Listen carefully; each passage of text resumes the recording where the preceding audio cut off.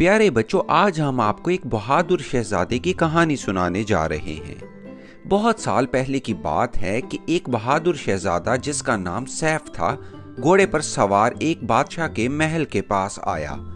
وہ یہ دیکھ کر بہت حیران ہوا کہ سارے ملک میں ہر کوئی اداس ہے۔ بادشاہ کہنے لگا، میری بیٹی مرحبا اچانک غائب ہو گئی ہے اور اس کا کوئی سراغ نہیں مل رہا۔ شہزادہ سیف نے وعدہ کرتے ہوئے کہا، میں شہزادی مرحبا کو تلاش کر کے لے آؤں گا۔ پھر وہ گھوڑے پر سوار ہوا۔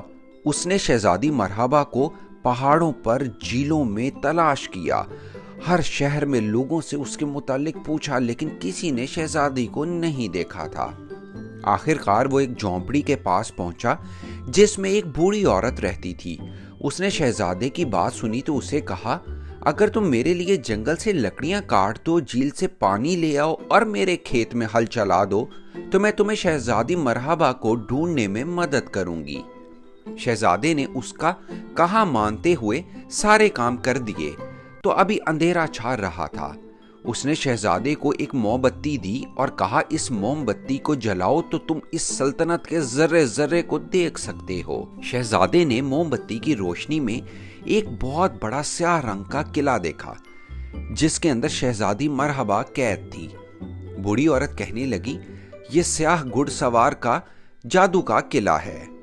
شہزادہ سیف پھر گھوڑے پر سوار ہوا اور اسے دوڑانے لگا، حتیٰ کہ وہ سیاہ گھوڑ سوار کے جادو کے قلعے کے نزدیک پہنچ گیا، لیکن قلعے کے چاروں طرف جادو کے کانٹوں سے بری جھاڑیاں سر اٹھائے کھڑی تھیں۔ وہ جتنا انہیں تلوار سے کاٹتا، وہ اور بھی زیادہ تیز ہو جاتی اور بڑی ہوتی جاتی۔ آخر مایوس ہو کر اس نے پھر موم بتی جلائی تاکہ دیکھ سکے کہ شہزادی مرحبا کس حال میں ہے۔ موم بتی کا شعلہ جلا تو اتفاق سے جھاڑیوں میں آگ لگ گئی اور وہ خاک کا ڈھیر بن گئیں۔